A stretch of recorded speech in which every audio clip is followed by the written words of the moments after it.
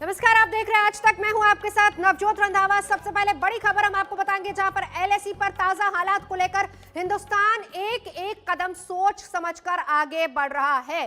चीन की चाल पर लगातार नजर रखी जा रही है, तो अपनी तैयारियों को भी पूरी तरह से दुरुस्त किए हुए है हिंदुस्तान। खुद प्रधानमंत्री नरेंद्र मोदी ताजा हालात पर नजर बनाए हुए हैं। एक दिन पहले ही उन्होंने एनएसए अजीत डोभाल के साथ बैठक भी की है। एलएसी पर तनाव, मुस्तैद जवान, बीजिंग की हर चाल पर दिल्ली की नजर। पीएम मोदी ने की एलएसी के हालात पर चर्चा। मई से पूर्वी लद्दाख में शुरू हुई चीन की हिमाकत बदस्तूर जारी है। 29 अगस्त के बाद से तो तनाव कुछ ज्यादा ही बढ़ गया है। चीन पर बातचीत का असर नहीं दिख रहा। हाल के दिनों में उसने लगातार भारतीय सीमा की ओर आंख उठाई है, लेकिन हर बार भारत ने अपने बदले तेवर से उसके इरादों को परास्त किया है।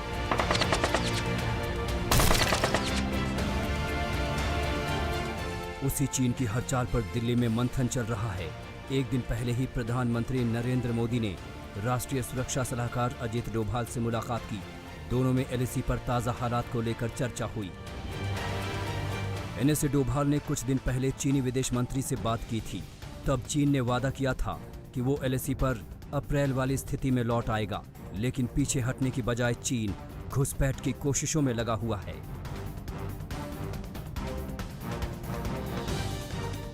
ऐसे में डोभाल की पीएम मोदी से मुलाकात बेहद अहम है। इससे पहले रक्षा मंत्री राजनाथ सिंह ने भी चीन को लेकर अहम बैठक की। इसमें सीडीएस जनरल बिपिन रावत और तीनों सेनाओं के प्रमुख भी शामिल हुए। शुक्रवार को करीब 2 घंटे तक रक्षा मंत्री की ये बैठक चली। मुद्दा था कि विदेश मंत्री एस जयशंकर की चीनी विदेश मंत्री से हुई बातचीत को कैसे अमल में लाया जाए। इस बात का भी जिक्र हुआ कि अगले कोर कमांडर ग्रुप की बैठक में कैसे मुद्दे को उठाया जाए। मॉस्को में विदेश मंत्री एस जयशंकर की चीनी विदेश मंत्री वांग यी से 10 सितंबर को मुलाकात हुई। करीब 2.5 घंटे तक दोनों में एलएसी पर तनाव कम करने के हर पहलू पर मंथन हुआ। इस दौरान भारत ने एलएसी पर लगातार सैन्य जमावड़ा बढ़ाने को लेकर चीन की नीयत पर सवाल उठाए। साथ ही ये भी बता दिया कि हिंदुस्तानी फौज ने एलएसी पर कोई समझौता नहीं तोड़ा। जयशंकर और वांग यी में शांति बहाली की 5 सूत्री सहमति बनी। लेकिन क्या बातचीत से अमन बहाली की भारत की कोशिश का असर चीन पर दिखेगा? क्या ऐसे पड़ोसी की नीयत पर भरोसा किया जा सकता है? कहना मुश्किल है। उस चीन पर भरोसा नहीं किया जा सकता जो सच को मानता नहीं, झूठ के अलावा कुछ जानता नहीं। विस्तारवाद का युग समाप्त हो चुका है। ये युग विकासवाद का है। तेजी से बदलते हुए समय में विकासवाद ही प्रासंगिक है। विकासवाद के लिए ही अवसर है और विकासवाद ही भविष्य का आधार भी। चीन ने 29-30 अगस्त को घुसपैठ की कोशिश की थी। 31 अगस्त को भी ऐसी ही नाकाम कोशिश हुई थी। 7 सितंबर को तो चुशूल इलाके में चीन ने गोलीबारी भी कर दी। 45 साल बाद एलएसी पर ऐसे हालात बने जब गोली चली।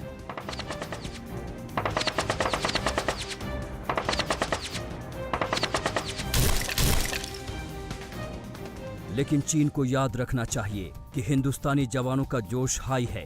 पूर्वी लद्दाख के ऊंचाई वाले इलाकों में भारत की पकड़ काफी मजबूत हुई है। इससे चीन की सामरिक रणनीति की हार हुई है। ऐसे में बेहतर है कि विवाद का समाधान बातचीत से हो जाए।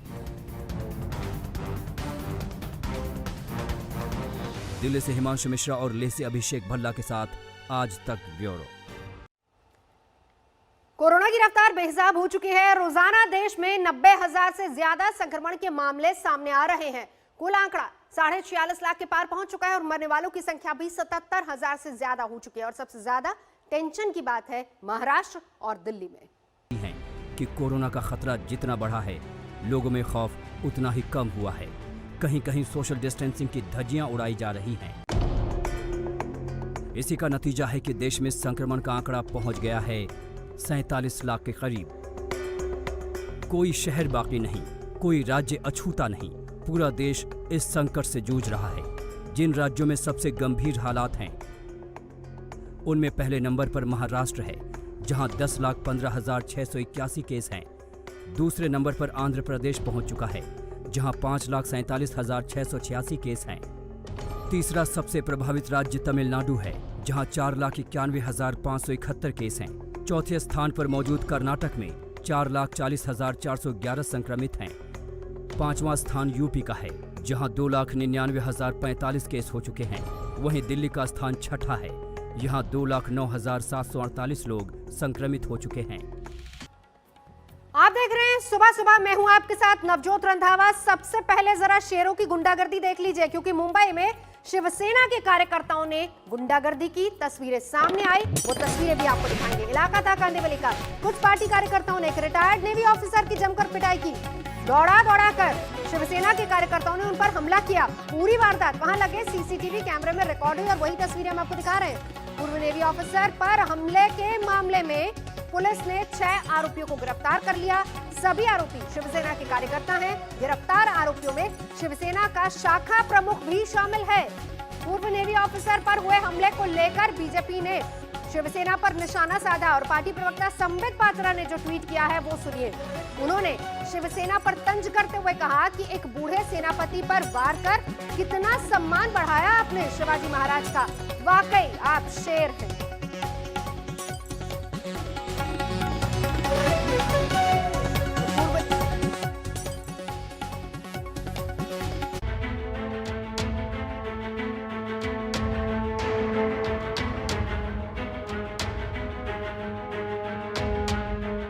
शिवसेना की गुंडागर्दी की ये सबसे ताजा तस्वीरें हैं।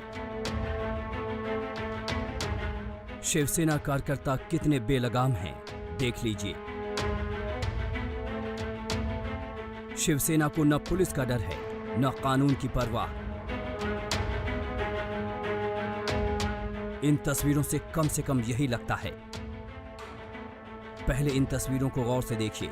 ये कांदिवली का इलाका है। यह ये पूर्व नेवी अफसर मदन शर्मा का घर है। इस घर में 8 से 10 लोग घुसते हैं। ये शिवसेना के कार्यकर्ता हैं। घर में घुसकर ये लोग पूर्व नेवी अफसर को घसीटते हुए बाहर लाते हैं और उनके साथ जमकर मारपीट करते हैं। देखिए, शिवसेना के कार्यकर्ता कितने वहशियाने तरीके से एक बुजुर्ग रिटायर्ड नेवी अफसर को पीट रहे हैं। शिवसेना कार्यकर्ताओं ने बुजुर्ग नेवी अफसर को इतना पीटा कि उनकी एक आंख में गंभीर चोट आई है। इस वक्त हम मौजूद हैं कांदिवली के ठाकुर कॉम्प्लेक्स स्थित वसंत प्राइड बिल्डिंग के बाहर, जहां पर जो जानकारी मिल पा रही है उसके मुताबिक कुछ शिव सैनिकों ने उस अधिकारी को यहां पर, जो रिटायर ऑफिसर है, उनको यहां पर बुलाया। उसके बाद उनके साथ मारपीट की। फिलहाल इस मामले में समता नगर पुलिस स्टेशन में 6 लोगों के खिलाफ मामला दर्ज कराया गया था, जिसके बाद देर रात तक उन सभी 6 आरोपियों को गिरफ्तार कर लिया है। दरअसल शिवसेना कार्यकर्ता इसलिए नाराज थे क्योंकि पूर्व नेवी अफसर को महाराष्ट्र के सीएम उद्धव ठाकरे की एक तस्वीर व्हाट्सएप पर किसी ने भेजी थी। उद्धव की तस्वीर में छेड़छाड़ की गई थी। इसी तस्वीर को पूर्व नेवी अफसर ने किसी को फॉरवर्ड किया था। बस इतनी बात से नाराज शिवसेना के कार्यकर्ता पूर्व नेवी अफसर की जान लेने पर उतारू हो गए।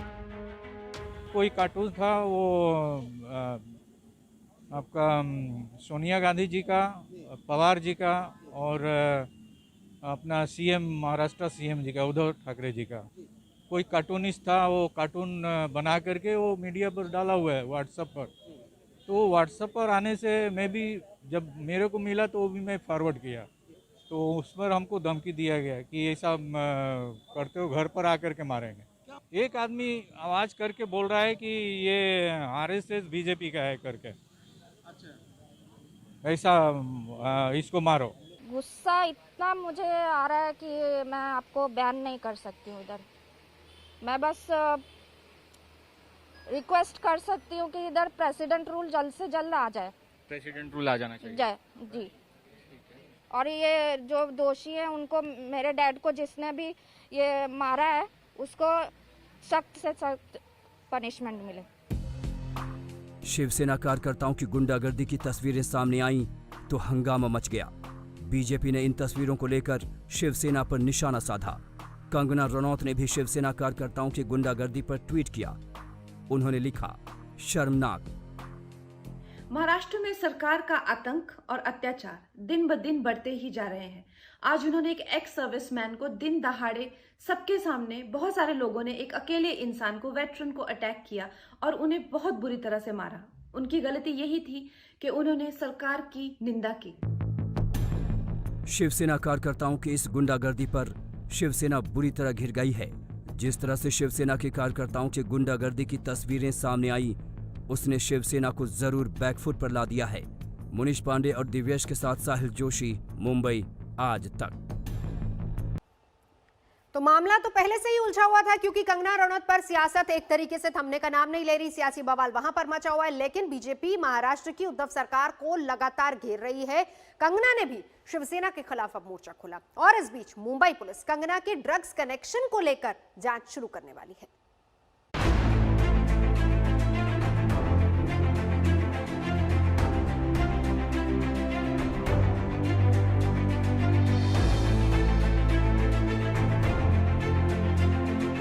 कंगना ने सारे देश को जगाया या नहीं, ये कहना मुश्किल है, लेकिन सियासत को जरूर जगाया है। 2 दिन बीत गए, कंगना के घर पर बुलडोजर चले हुए, लेकिन सियासी तूफान थम नहीं रहा। महाराष्ट्र के बवाल पर बिहार से सवाल किए जा रहे हैं। पूर्व सीएम देवेंद्र फडणवीस ने पटना से ही उद्धव सरकार पर निशाना साध लिया। आपने उसको बड़ा किया, आपने उसके घर जाकर तोड़ा। अब रोज शिवसेना के नेताओं के किसके किसके घर अवैध है, किसके ऑफिस अवैध है, चीजें बाहर आ रही है। आप दाऊद का घर तोड़ने नहीं जाते, उसका घर तोड़ने जाते हो। इस विषय को बड़ा किसने किया? बीजेपी का संबंध क्या है? देखिए, दाऊद के कई घर हैं, कई घरों का नीलाम सरकार ने किया है और कई घरों पर हथौड़ा भी चलवाया है। आप इतिहास खोलकर देखिए क्या है। उधर कंगना ने नारी सम्मान की बात करके सोनिया गांधी को संविधान की दुहाई दे डाली। लिखा, प्रिय आदरणीय अध्यक्ष सोनिया गांधी जी, एक महिला होने के नाते महाराष्ट्र में आपकी सरकार द्वारा किए गए काम से आपको पीड़ा नहीं हुई? क्या आप डॉक्टर अंबेडकर द्वारा हमें दिए गए संविधान के सिद्धांतों को बनाए रखने के लिए अपनी सरकार से अनुरोध नहीं कर सकी? आप पश्चिम में पली बढ़ी और यहाँ भारत में रहती हैं। आप महिलाओं के संघर्ष से अवगत हैं। जब आपकी अपनी सरकार महिला का उत्पीड़न कर रही है और कानून व्यवस्था का पूरी तरह से मजाक बना दिया है, तो आपकी चुप्पी और बेरुखी का आकलन इतिहास करेगा। मुझे उम्मीद है आप हस्तक्षेप करेंगी। सोनिया से कंगना के सवाल पर कांग्रेस ने चुप्पी साध ली, लेकिन महाराष्ट्र सरकार के रिक्शे के तीसरे पहिए एनसीपी के अध्यक्ष कह रहे हैं कि सरकार से इस मामले का कोई लेना देना नहीं है। कि कोई स्टेट गवर्नमेंट का इसमें कोई संबंध नहीं।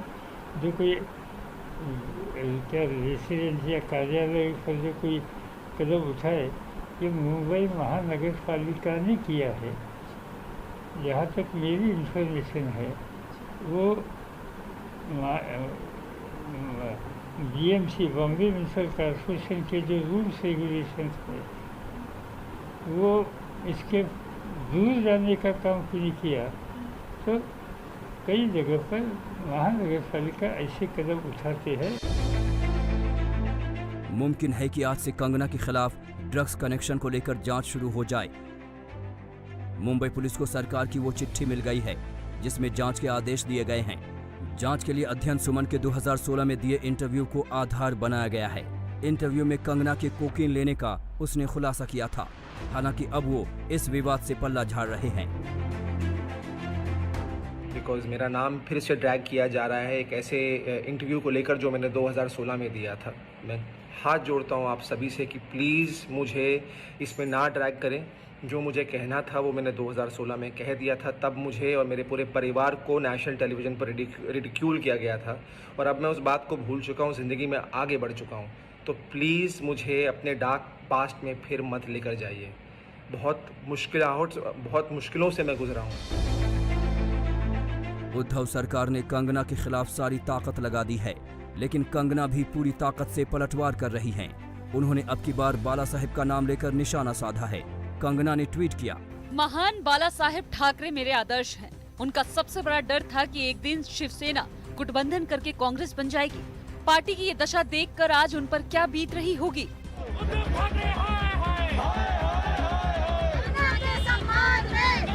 शिवसेना के खिलाफ लड़ाई में कंगना को खूब समर्थन मिल रहा है। देश के अलग अलग शहरों में करनी सेना ने झंडा बुलंद कर लिया है। जयपुर से लेकर पटना तक उद्धव सरकार के खिलाफ नारेबाजी हो रही है और पुतले जलाए जा रहे हैं।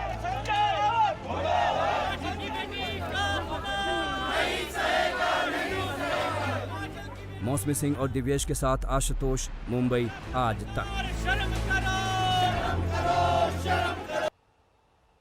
और अब खबर रिया की, क्योंकि रिया और उसके गुर्गों से पूछताछ में एनसीबी को बहुत सारी अहम जानकारियां हासिल हुई हैं। रिया ने बॉलीवुड की कुछ हस्तियों के नाम बताए हैं जो कि अक्सर ड्रग्स पार्टी में सुशांत के घर आया करते थे। सुशांत के कर्मचारी दीपेश सावंत ने बताया कि सुशांत के घर से रिया के घर तक ड्रग्स की खेप भेजी जाती थी।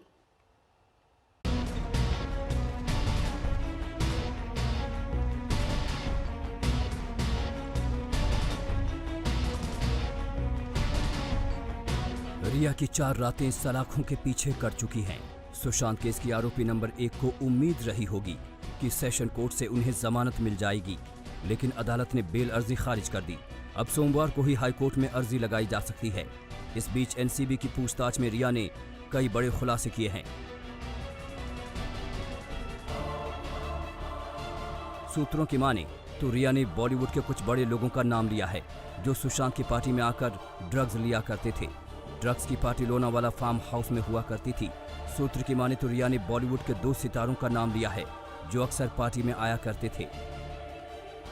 नारकोटिक्स कंट्रोल ब्यूरो की रिया चक्रवर्ती से पूछताछ के बाद और गिरफ्तार ड्रग पेडलरों के इलेक्ट्रॉनिक डिवाइस को खंगालने के बाद नारकोटिक्स कंट्रोल ब्यूरो ने एक डोजियर तैयार किया है जिसमें बॉलीवुड से जुड़े कई लोगों के नाम है जिनका ड्रग्स से सीधा सीधा नाता है। एनसीबी की टीम फिलहाल दिल्ली में एनसीबी के चीफ राकेश अस्थाना से मीटिंग कर रही है। आने वाले दिनों में एनसीबी की टीम बॉलीवुड के ड्रग्स कनेक्शन पर बड़ा खुलासा कर सकती है। उधर सुशांत के कर्मचारी दीपेश सावंत से पूछताछ में एनसीबी को कुछ और बड़े सुराग हाथ लगे हैं। सूत्रों के मुताबिक दीपेश ने बताया कि सुशांत के घर से सामान में छिपाकर रिया के घर ड्रग्स भेजी गई थी। दीपेश ने कुरियर बॉय को आधा किलो बर्ड्स दिए थे जिसे दूसरे सामानों के साथ छिपाकर कुरियर के पैकेट में डाला गया था। ये कुरियर अप्रैल में लॉकडाउन के बीच भेजा गया था। रिया के घर पर शोभिक ने कुरियर रिसीव किया था।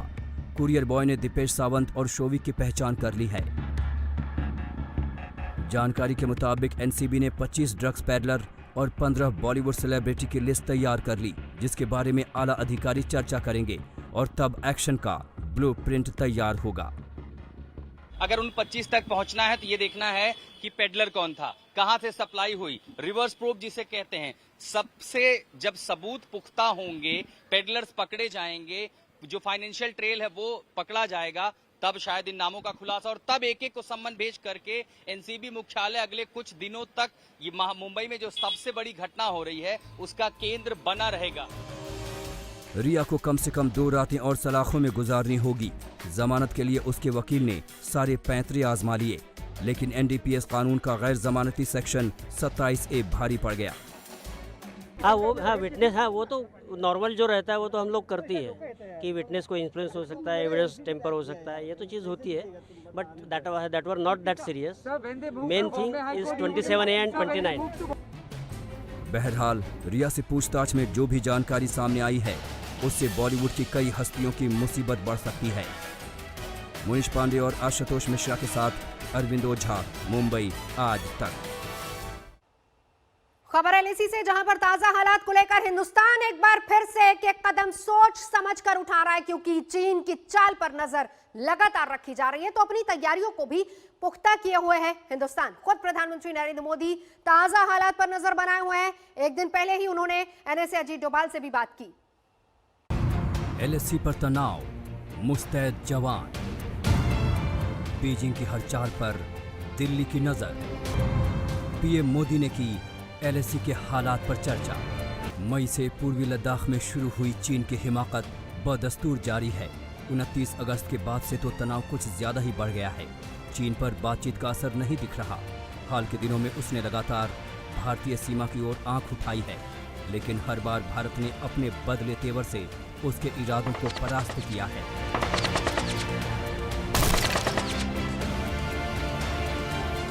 उसी चीन की हर चाल पर दिल्ली में मंथन चल रहा है। एक दिन पहले ही प्रधानमंत्री नरेंद्र मोदी ने राष्ट्रीय सुरक्षा सलाहकार अजीत डोभाल से मुलाकात की। दोनों में एलएसी पर ताज़ा हालात को लेकर चर्चा हुई। एनएसए डोभाल ने कुछ दिन पहले चीनी विदेश मंत्री से बात की थी। तब चीन ने वादा किया था कि वो एलएसी पर अप्रैल वाली स्थिति में लौट आएगा, लेकिन पीछे हटने की बजाय चीन घुसपैठ की कोशिशों में लगा हुआ है।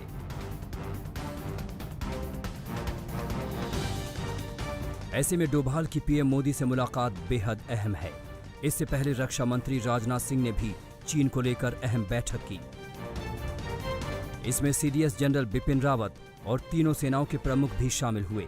शुक्रवार को करीब 2 घंटे तक रक्षा मंत्री की ये बैठक चली। मुद्दा था कि विदेश मंत्री एस जयशंकर की चीनी विदेश मंत्री से हुई बातचीत को कैसे अमल में लाया जाए।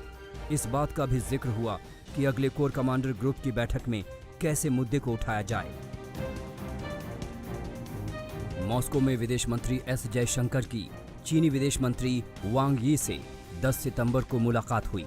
करीब 2.5 घंटे तक दोनों में एलएसी पर तनाव कम करने के हर पहलू पर मंथन हुआ। इस दौरान भारत ने एलएसी पर लगातार सैन्य जमावड़ा बढ़ाने को लेकर चीन की नीयत पर सवाल उठाए। साथ ही ये भी बता दिया कि हिंदुस्तानी फौज ने एलएसी पर कोई समझौता नहीं तोड़ा। जयशंकर और वांग यी में शांति बहाली की 5 सूत्री सहमति बनी। लेकिन क्या बातचीत से अमन बहाली की भारत की कोशिश का असर चीन पर दिखेगा? क्या ऐसे पड़ोसी की नीयत पर भरोसा किया जा सकता है? कहना मुश्किल है। उस चीन पर भरोसा नहीं किया जा सकता जो सच को मानता नहीं, झूठ के अलावा कुछ जानता नहीं। विस्तारवाद का युग समाप्त हो चुका है। ये युग विकासवाद का है। तेजी से बदलते हुए समय में विकासवाद ही प्रासंगिक है। विकासवाद के लिए ही अवसर है और विकासवाद ही भविष्य का आधार भी। चीन ने 29-30 अगस्त को घुसपैठ की कोशिश की थी। 31 अगस्त को भी ऐसी ही नाकाम कोशिश हुई थी। 7 सितंबर को तो चुशूल इलाके में चीन ने गोलीबारी भी कर दी। 45 साल बाद एलएसी पर ऐसे हालात बने जब गोली चली।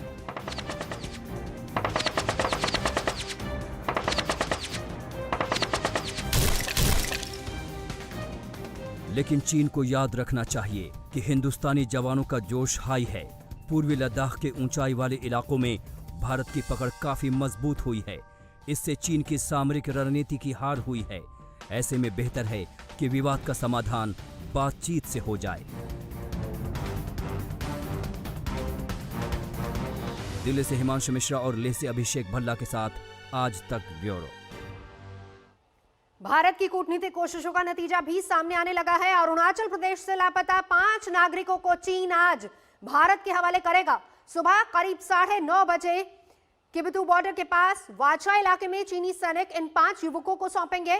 कल केंद्रीय मंत्री किरेन रिजिजू ने एक ट्वीट करके इसकी पुष्टि की थी और बताया जा रहा है कि ये युवक अपर सुबनसिरी जिले से 4 सितंबर को गलती से एलएसी पार कर गए थे और जिन युवकों को सौंपा जाना है उनके नाम है तोच सिंघम, प्रसाद, डोंगटू, तनु और नगारू।